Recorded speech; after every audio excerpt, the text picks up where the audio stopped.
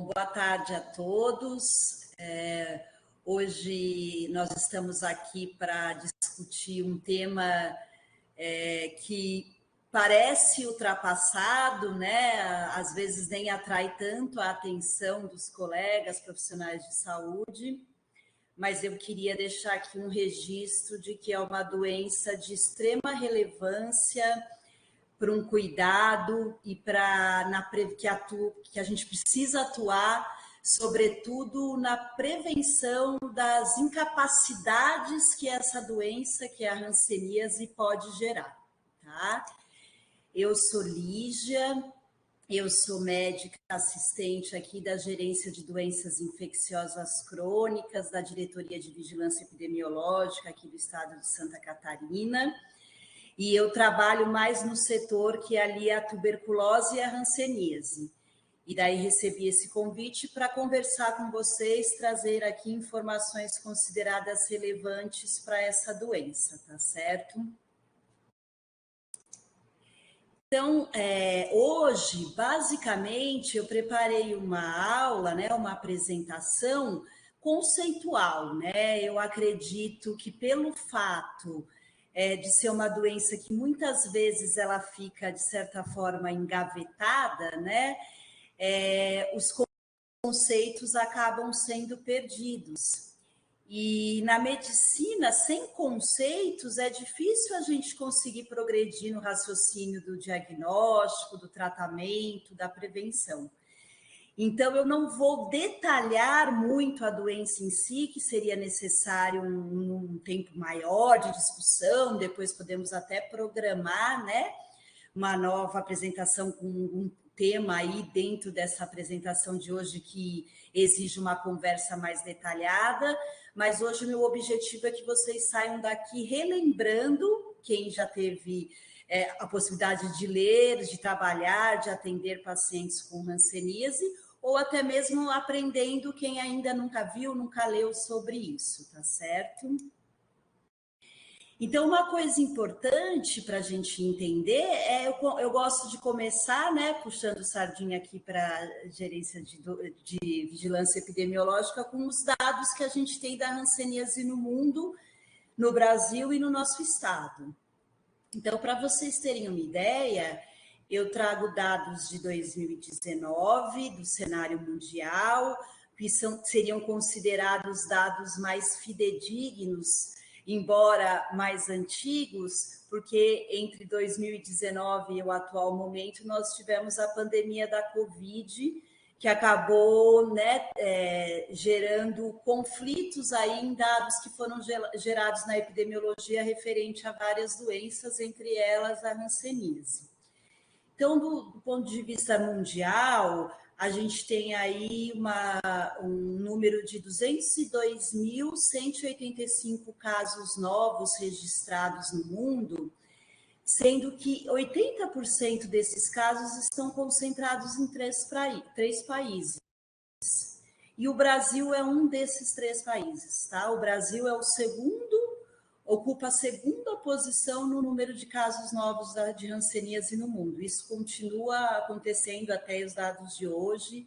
Então, nós não estamos aqui conversando de uma doença que não tem importância para o nosso país, tá certo? E sim, de muita importância e a gente precisa estar atento a ela. Nós temos aí, quando falamos em hanseníase, nós falamos na taxa de detecção, né? O que é a taxa de detecção? É a função, né? É uma função que mostra a incidência real aliada à agilidade no diagnóstico, né? Da doença. Então, a gente tem uma taxa de detecção da hanseníase de 25,9 casos por milhão de habitantes no mundo. E quando nós vamos discutir epidemiologia em hanseníase, nós trabalhamos com a faixa menores de 15 anos. Por quê? Porque essa faixa é indicativo de doença ativa ali no ambiente, porque um jovem com hanseníase deve ter alguém transmitindo dentro do ambiente que ele vive. Então, analisar esses dados acaba sendo importante para refletir também a possibilidade da transmissão da doença, né? Então, a gente teve no mundo, em 2019, 14.981 casos em menores de 15 anos, mostrando uma taxa de detecção de 7,8 por milhão de habitantes. E outro dado epidemiológico que a gente sempre avalia na hanseníase é o grau de incapacidade física, ou seja, a sequela motora, sensitiva que essa doença pode trazer, que a gente vai discutir ao longo dessa explanação. E o grau 2 de incapacidade física é o pior grau, ou seja, é uma coisa que a gente não quer que aconteça com os pacientes. Então, esse registro epidemiológico também sempre é importante para que ações possam ser tomadas com o objetivo de reduzir esse dano para a população com hanseníase. Então, a gente teve em 2019 10.813 casos novos diagnosticados já com grau 2 de incapacidade física, tá certo? Quando a gente fala nacionalmente, nós vamos trazer para o Brasil um cenário de 27.864 novos casos, e dos quais 78% são chamados multibacilares, ou seja, que tem uma carga de bacilo mais elevada, né, mais transmissora da doença. Então, aqui no Brasil, a gente vai ter o predomínio da forma multibacilar, que a gente vai detalhar conceito agora também na nossa explanação. E no Brasil, em 2019, nós tivemos 1.545 casos em menores de 15 anos. E quando a gente avaliou dentro dos 27.864 casos, 23.843 desses casos foram avaliados quanto ao grau de incapacidade física. E dentro dessa população, quase 10% já apresentava grau de incapacidade física 2, né? O que é ruim para nós. Eu vou falar esse tema também bastante aqui na nossa discussão de hoje. Agora eu vou trazer para vocês dados estaduais, que já estão disponíveis no site da DIV, tá bom? Quando vocês procurarem o agravo hanseníase dentro do site, vocês vão ter a possibilidade de ter acesso ao boletim epidemiológico que foi publicado agora no dia 27 de janeiro, tá? Esses são dados em que a equipe de vigilância epidemiológica traz basicamente de uma série histórica de 2012 a 2021, aqui específico do estado de Santa Catarina. Então, o que a gente tem aqui? A gente tem uma taxa de detecção que, considerando os parâmetros de protocolo nacional e mundial, é considerado uma baixa taxa de detecção, que leva a falar que é um estado de baixa endemicidade, tá? No entanto, e a gente vê que essa taxa de detecção, né, ela foi diminuindo ao longo da série histórica. Claro que tem aí a questão da pandemia ali mais para o final, 2019, 2020, na população geral, enquanto que nos menores de 15 anos, que é a faixa esverdeada, a gente manteve essa taxa de detecção uniforme. Ambos são considerados, então, de baixa endemicidade, tá? Baixa detecção, só para vocês entenderem essa questão. Com relação aos municípios, às regiões, esses dados que eu trouxe nesse mapa de Santa Catarina, a gente tem aí os dados mais detalhados de 2021. É uma fotografia de 2021, tá? E o que a gente viu? A gente viu que, embora o estado de Santa Catarina seja classificado como um estado de baixa endemicidade da hanseníase, a gente tem municípios, regiões com alta endemicidade, até hiperendemicidade, como, por exemplo, a região do extremo oeste. Então, a gente não dá para olhar e imaginar que é tudo baixa endemicidade, tá certo? Então, e também vemos também áreas silenciosas, que a gente fala, sem casos registrados, e toda vez que nós temos áreas silenciosas, na epidemiologia gera uma discussão. Será que é por falta de diagnóstico ou porque a doença não existe, né? Nós tendemos sempre a dizer que se a gente procurar, se a gente investigar, a gente vai encontrar essas doenças endêmicas nas regiões do Brasil, tá certo? Aqui também eu trago a questão do predomínio, como eu disse para vocês lá no cenário nacional, na série histórica, o nosso predomínio no estado também é da forma multibacilar, quando comparada à forma paucibacilar. Então, a série histórica mostrou desde 2012 a 2021 predomínio da forma multibacilar. E nós temos aqui também uma coisa importante, que é a questão da proporção de casos novos de hanseníase, avaliados quanto ao grau de incapacidade física e a proporção de grau 2 no diagnóstico. Então, nas colunas, vocês vão verificar quantas vezes, quando foi feito o diagnóstico de hanseníase, foi feita a avaliação, ou seja, o paciente foi examinado, foi avaliado para ver se ele tinha alguma incapacidade física na hora do diagnóstico.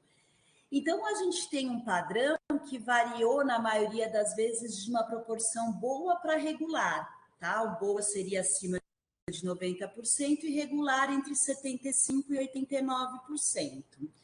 Então, a gente teve essa proporção de avaliação de grau de incapacidade física aceitável, só que daí a gente tem o lado ruim do dado, que é o quanto a gente encontrou de grau 2 de incapacidade física, que foram, ao longo da série histórica, os casos quando foram diagnosticados com incapacidade física, mais de 10% já tinha grau 2, que é o parâmetro que a gente não quer alcançar os 10%, a gente quer menos, né? Então, quando a gente tem uma proporção que é essa linha avermelhada maior que 10%, aí a gente tem essa discussão de preocupação, de fazer diagnóstico tardio. E é isso que a gente não pode permitir na hanseníase. É preferível, do ponto de vista da doença em si, você ter vários casos, mas diagnóstico precoce, porque você trata e cura, do que, teoricamente, você ter poucos casos, mas os casos já terem graus de incapacidade elevada. Então, fica aqui o alerta para esse diagnóstico precoce. O diagnóstico tardio é muito ruim do ponto de vista individual e coletivo, tá certo? Outra coisa importante do nosso cenário estadual é a proporção de cura, né? A proporção de cura, a gente também teve aí um aspecto negativo, porque a gente quer que essa proporção de cura seja sempre alta, né? Então, nós ficamos numa proporção de cura regular. E chegamos aí a 91 em 2012, 92 em 2015, mais 2018, 87, 2021, 75%, né? Então, assim, é um adendo também para a gente prestar atenção no segmento, no tratamento e até na finalização das nossas fichas de notificação, porque esse dado de cura só é colocado nesse gráfico a partir do momento em que a gente encerra a nossa ficha de notificação, né? Então, é uma coisa também importante do ponto de vista da vigilância que atua na hanseníase. E o outro dado que é extremamente relevante epidemiologicamente é a proporção de contatos examinados, porque é uma doença infecto-contagiosa. Então, a partir do momento que você tem um caso de hanseníase em determinado domicílio, em determinado local, você precisa fazer a avaliação dos contatos próximos, né? Então, assim, a gente quer uma proporção também elevada dessa avaliação, né? E nós estamos ali na proporção de regular para avaliação desses casos. Então, chamar atenção que é um dado estável, mas que dá para melhorar também ainda mais conforme a gente for atendendo nossos pacientes com hanseníase. Bom, agora eu vou explicar. Então, essa é a primeira coisa que eu queria trazer, porque eu acho que numa doença a gente precisa entender o contexto do que a gente está falando, né?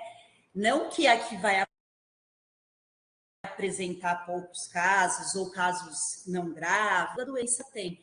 Mas eu acho que quando você traz aí uma doença que é muito pouco falada e você olha os dados e você vê que tem coisa que dá para melhorar e que tem coisa ruim que a gente precisa agir, eu acho que cria mais um impacto e uma comoção para que a gente consiga pensar mais nessa doença no nosso dia a dia na atenção primária, tá certo? Então, agora eu vou partir para um outro tema, que é a questão dos aspectos clínicos, tá? Então, assim, eu vou trazer para vocês o que é a hanseníase no dia a dia das consultas médicas, quando a gente tem que pensar em hanseníase. E eu acho que uma coisa importante na anamnese de todo paciente que entra no nosso consultório, quando a gente vai fazer um caso novo, né, seja por qualquer doença que ele for entrar no consultório, eu acho que eu aprendi como antecedentes pessoais e familiares, né, na anamnese, talvez tenham outros nomes aí de acordo com as faculdades que cada um estudou, mas que acho que é muito importante a pergunta de histórico familiar ou contato com o paciente que teve ou tem hanseníase.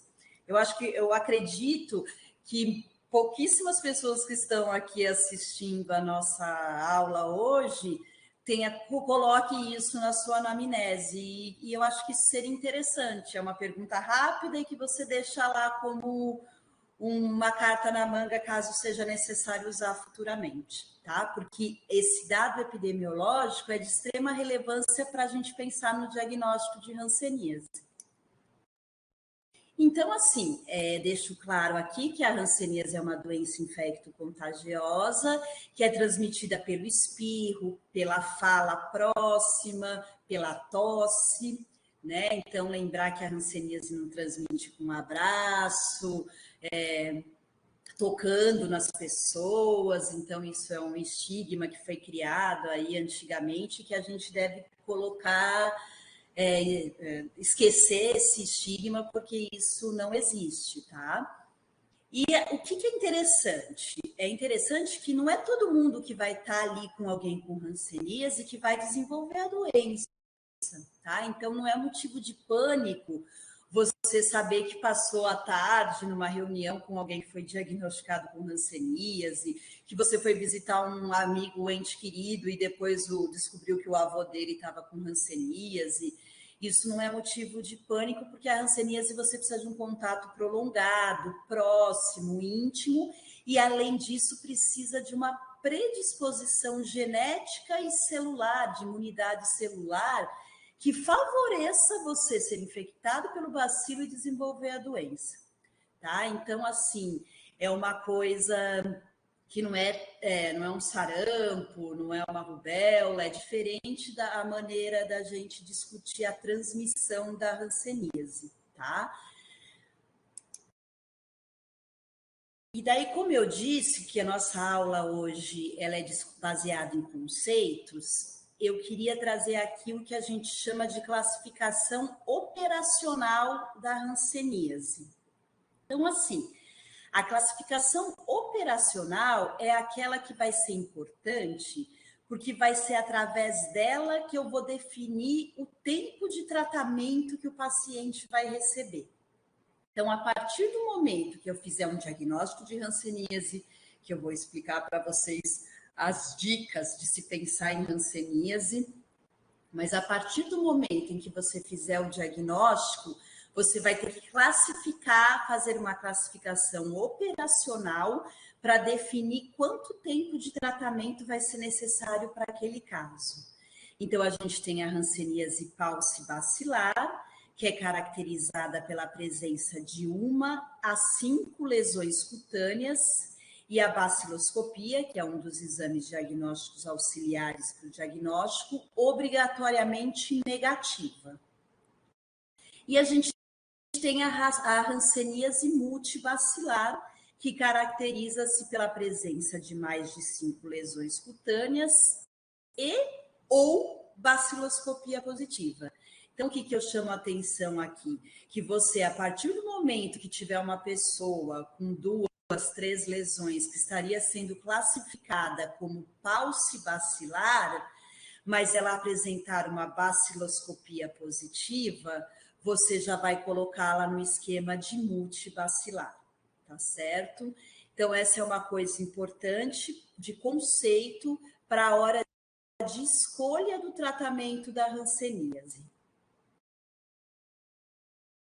Aqui eu consideraria, acho que o slide mais importante da nossa discussão de hoje, tá? Se vocês não entenderem nada do que eu disser daqui para frente, mas conseguirem captar o que é uma definição de caso de hanseníase e conseguirem aplicar isso nas unidades de atendimento de vocês, eu acho que já é um grande passo para a gente conseguir fazer diagnóstico precoce e evitar as incapacidades físicas. Então, o Ministério da Saúde define um caso de hanseníase pela presença de pelo menos um ou mais dos seguintes critérios conhecidos como sinais cardinais da hanseníase, tá? Sinais cardinais da hanseníase. 1. Lesão ou lesões em áreas de pele com alteração da sensibilidade, seja ela térmica, seja ela dolorosa, seja ela tátil ou seja ela os três, sensibilidade térmica, dolorosa e tátil. Então, essa é um critério que te faz diagnóstico de hanseníase. Lembrando também da ideia da epidemiologia, daquela pergunta que eu disse lá, que vai estar na sua anamnese, que isso também conta para reforçar, para te dar segurança e te respaldar no diagnóstico da hanseníase. Tem histórico, avô, avó, minha tia, alguém com hanseníase na família, né? Isso é importante. 2. Espessamento de nervo periférico. Então, nervo nar, nervo tibial, são nervos bastante acometidos na hanseníase. Então, você palpa esses nervos, você vê o espessamento, o engrossamento, é uma linguajar mais coloquial desses nervos, associados também a alterações sensitivas, eumotoras, euautonômicas. Então, o paciente tem formigamento associado, tem câimbras, você já nota ali naquele lugar, ali, por exemplo, se é no tornozelo tibial, você já nota aquele pé com força muscular diminuída. Então, você já tem dicas ali que podem sugerir hanseníase e a pergunta epidemiológica associada reforça o seu diagnóstico. E a terceira questão é a presença do Mycobacterium lepre, confirmado na baciloscopia do esfregaço intradérmico ou na biópsia de pele, tá? Então, assim, é um ou mais dos critérios, tá? Então, esse slide, ele tem que ser levado em conta nos atendimentos de pacientes com alterações dermatológicas e alterações neurológicas periféricas. Então, a partir desse slide, eu coloco para vocês uma discussão importante. A hanseníase, ela não é apenas uma doença dermatológica, ela é uma doença neural também. Então, assim, normalmente tem comprometimento de nervos periféricos junto, e às vezes só do nervo, que depois nós vamos falar um pouquinho mais para frente. Então, vamos prestar atenção nisso, tá bom?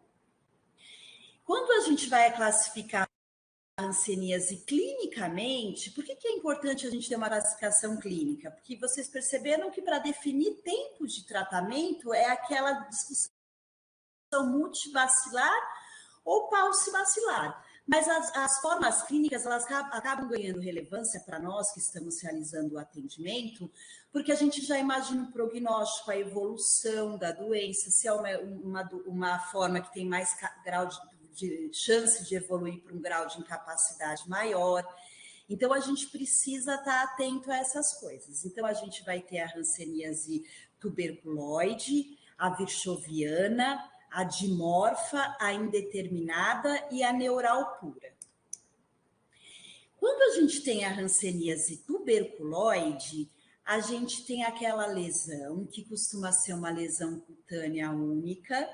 Isso na medicina nada é 100% exato, mas é o mais comum, mais prevalente, são lesões cutâneas únicas, tá?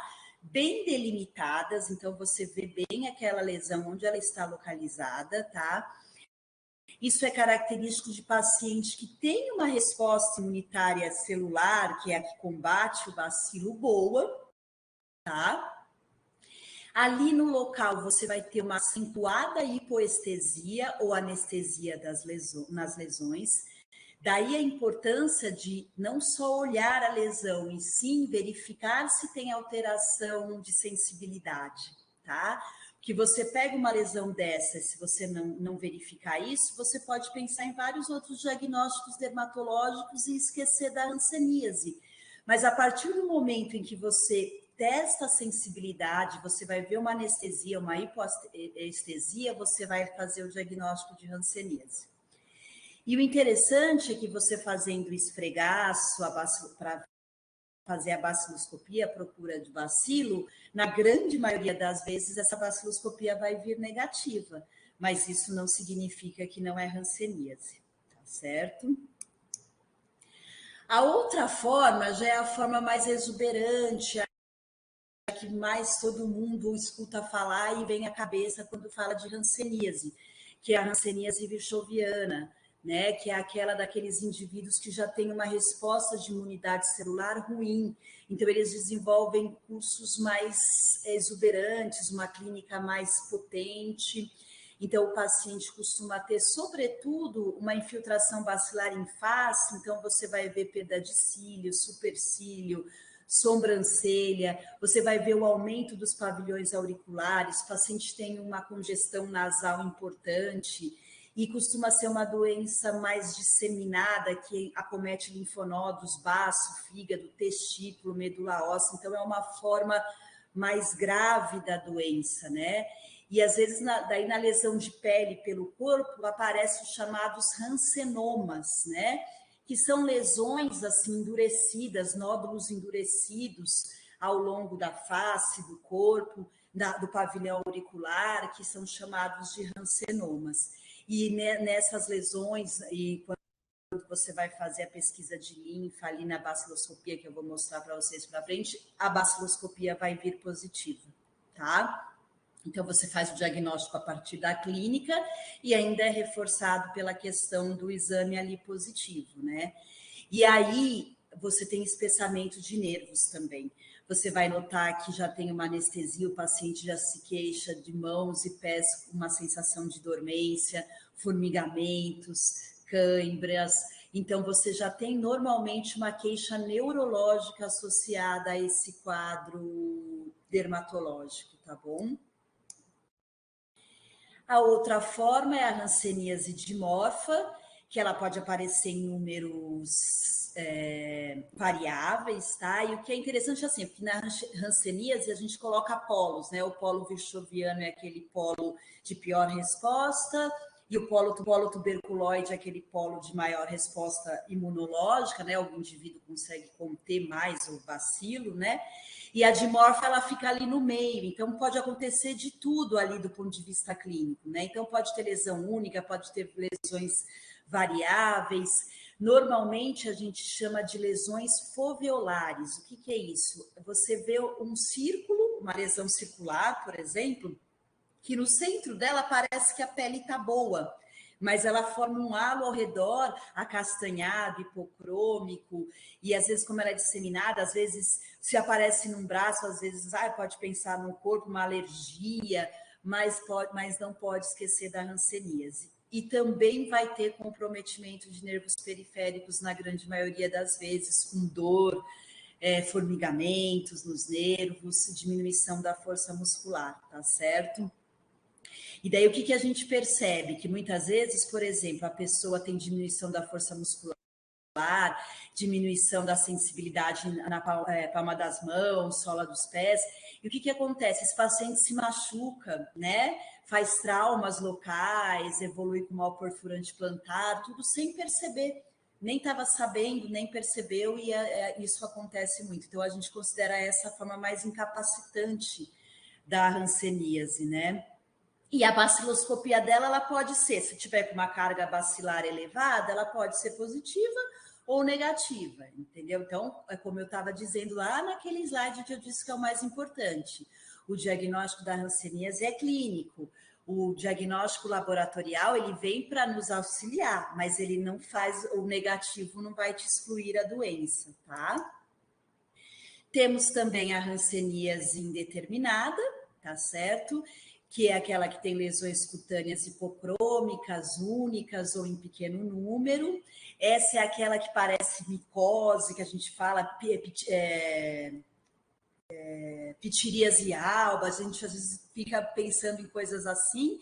É como se fosse um quadro inicial da doença, né? O comprometimento sensitivo dela é discreto, a sensibilidade, normalmente a hipoestesia térmica, a sensibilidade tátil está preservada, daí a importância de fazer uma avaliação quando você vai avaliar as lesões dermatológicas de um paciente, da alteração da sensibilidade térmica, tátil, dolorosa, não só uma ou outra, porque, por exemplo, na forma indeterminada, a tátil vai estar preservada. Então, se você colocar a mão ali na lesão, ela vai sentir.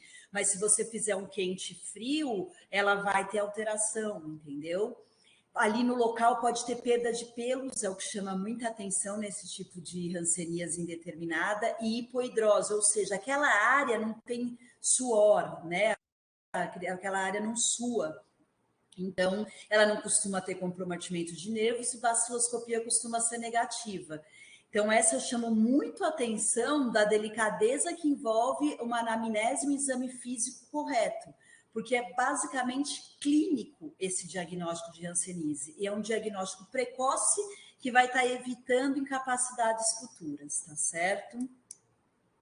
E essa eu só trouxe aqui mais para citar para todo mundo, para ficar bem específico, que existe também a hanseníase neural pura, que é aquela que não tem lesões dermatológicas, e aí já é uma coisa especializada. Então, o que eu costumo dizer nessas discussões é que aí precisa mesmo de um serviço especializado, normalmente passa com neurologistas, dermatologistas, e daí a discussão da epidemiologia, né?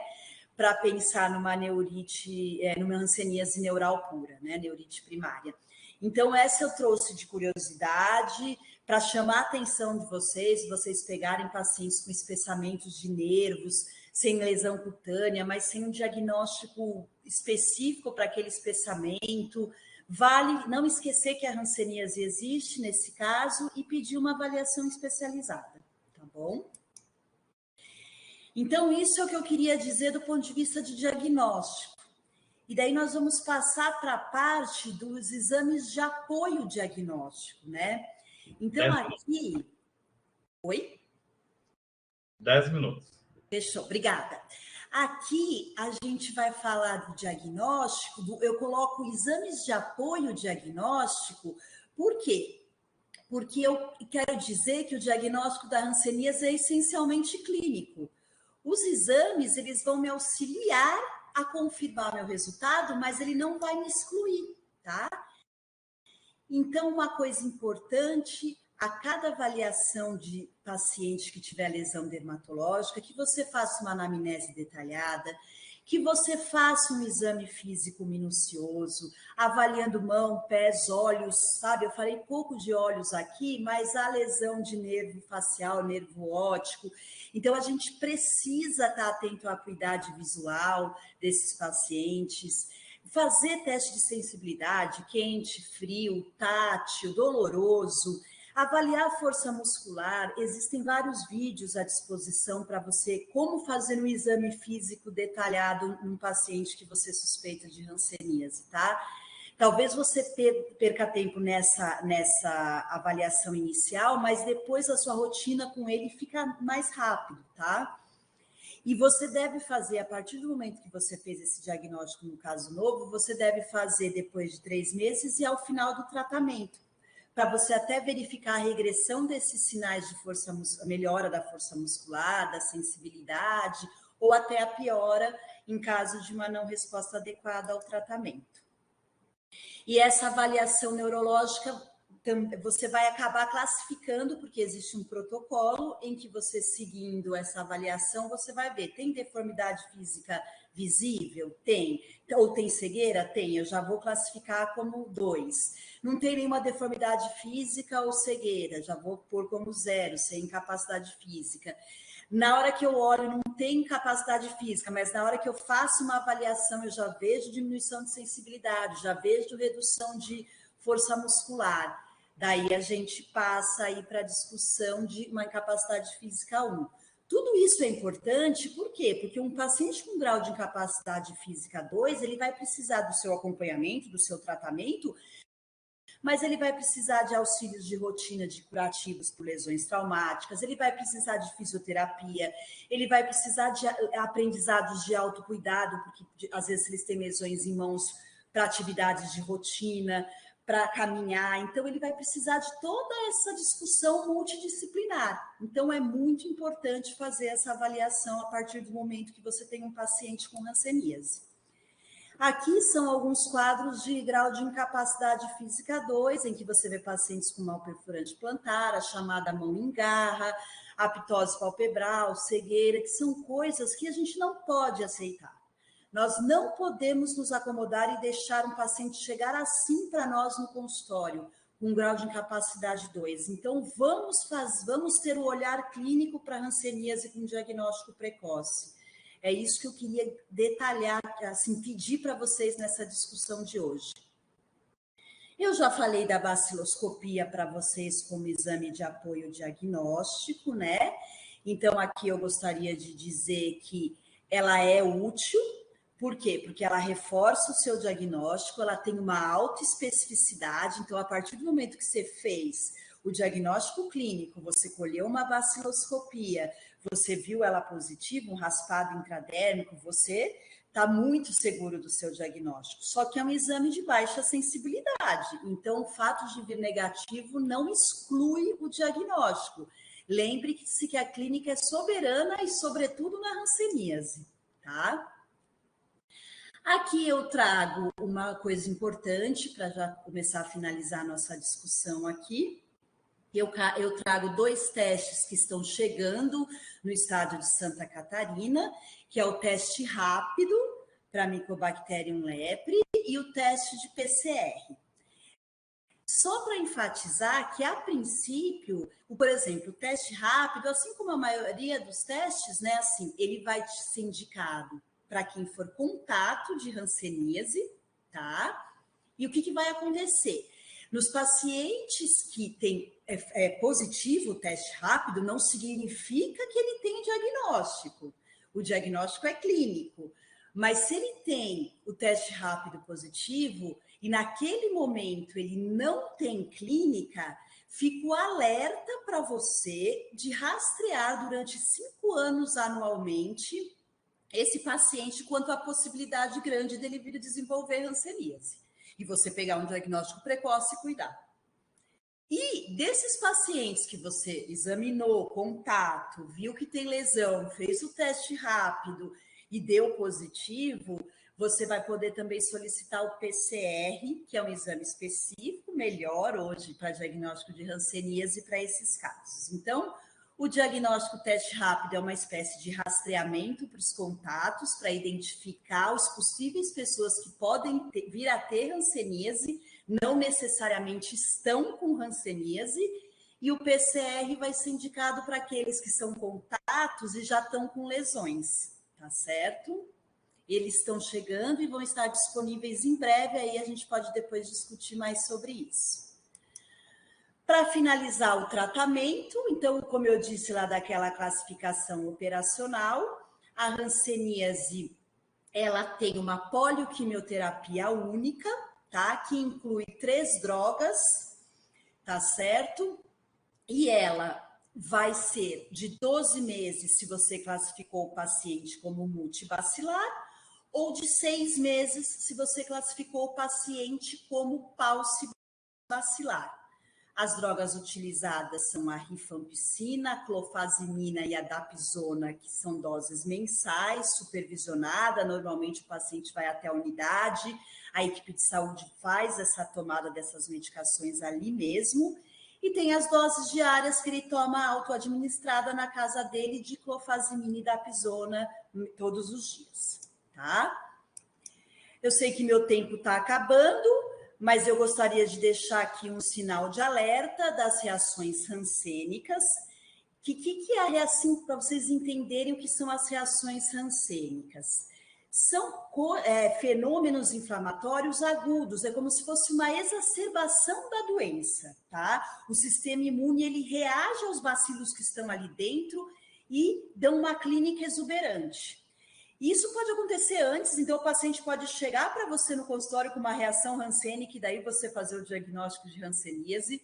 Pode acontecer durante o tratamento, não implicando em falha do tratamento, tá? Não significa que está falhando o tratamento, e pode acontecer depois do tratamento, porque às vezes o sistema imunológico encontra algum bacilo que ficou ali inviável, mas ele reage com exuberância e dá uma clínica. Então a gente pode ter a reação tipo 1 ou a tipo 2, tá? A tipo 1 vai ser tratada e a tipo 2 vai ser tratada, que é o chamado eritema nodoso rancênico com talidomida, tá? Então é isso, assim, é uma coisa que pode acontecer com os pacientes que têm hanseníase. Isso acontece, sobretudo naquelas formas multibacilar, nas formas virchovianas, a gente vê isso na rotina. Não é motivo de desespero, mas precisamos de ações rápidas com essas medicações, porque o paciente fica bastante debilitado no momento dessas reações, tá certo? E isso não é impeditivo para iniciar, continuar, ou não necessariamente você vai ter que voltar com o remédio. Você vai ter que tratar essas reações, tá bom? E como eu disse, vai ter que investigar contato, como eu disse, do dado epidemiológico. Então, o contato será toda e qualquer pessoa que resida ou tenha residido, conviva ou tenha convivido com o doente de hanseníase no âmbito domiciliar nos últimos 5 anos anteriores ao diagnóstico da doença, podendo ser familiar ou não. Tá? Então, isso é conceito de contato para investigar hanseníase. Nos assintomáticos, você vai fazer o teste rápido, como eu disse, e se positivo, você vai rastreá-lo anualmente, averiguando presença de lesões. Vai encorajá-lo a se aparecer lesões diferentes de pele, queixas neurológicas, periféricas, a procurar sua ajuda, e vai aplicar BCG nos maiores de 1 ano, não vacinados ou que receberam apenas uma dose da vacina. Tá? Essa é a conduta para os contatos assintomáticos. Para os sintomáticos, obviamente, você vai cair naquele protocolo de fazer PCR e de tratar conforme a clínica, tá bom?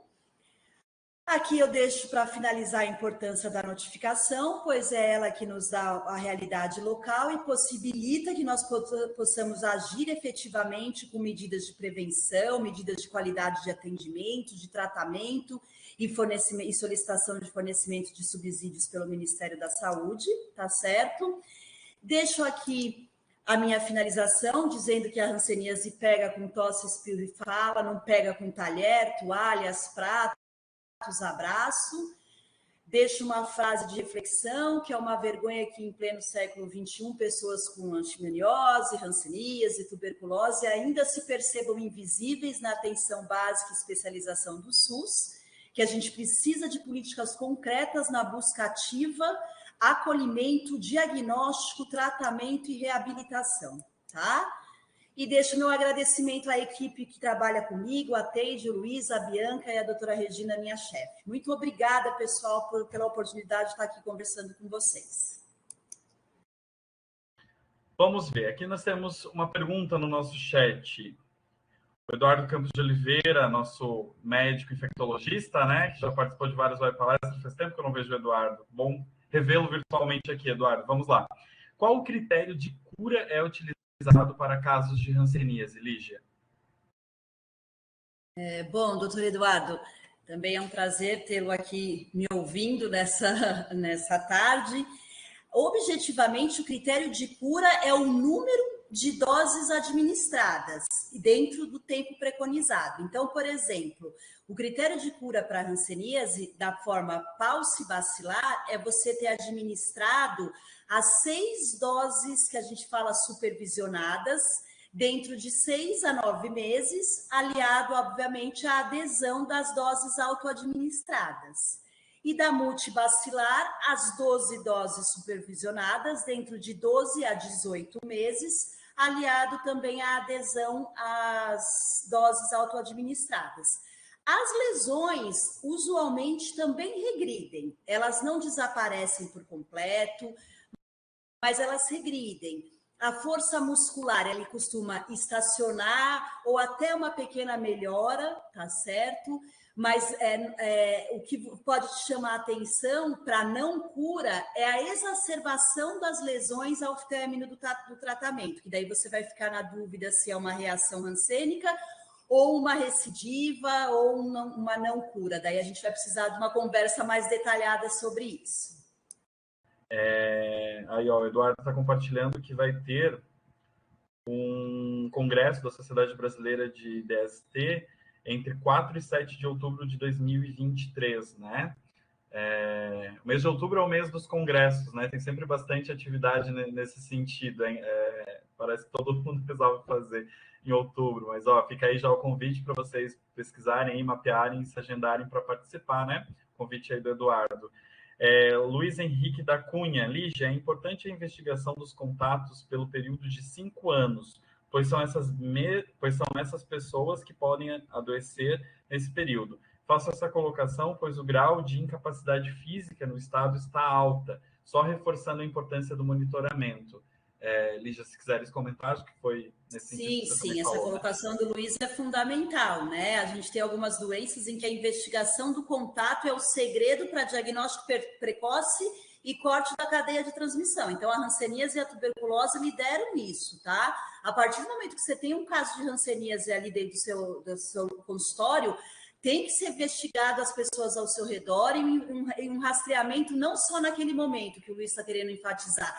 É necessário um rastreamento prolongado, porque é uma doença de manifestação tardia. Ela não vai aparecer daqui 1 mês, ela pode aparecer daqui 2 anos do contato, daqui 3. Daí a importância dessa comunidade, dessa equipe de saúde, estar atenta a essas pessoas. É muito importante isso mesmo que o Luiz colocou. Bom, de Perfeito. Perguntas, eu acho que é isso aí. Pode falar, Lígia. Ótimo, é isso, sabe? A mensagem que eu queria passar aqui era isso, que a hanseníase existe, que o diagnóstico é clínico, tá? Que tem cura e que está nas nossas mãos definir o destino desse paciente. Se esse paciente vai ficar incapacitado ou não, basta um olhar clínico rigoroso da equipe da saúde que vai fazer esse diagnóstico precoce, porque o indivíduo em si, ele não tem muito desse discernimento, ele não sabe que a hanseníase existe.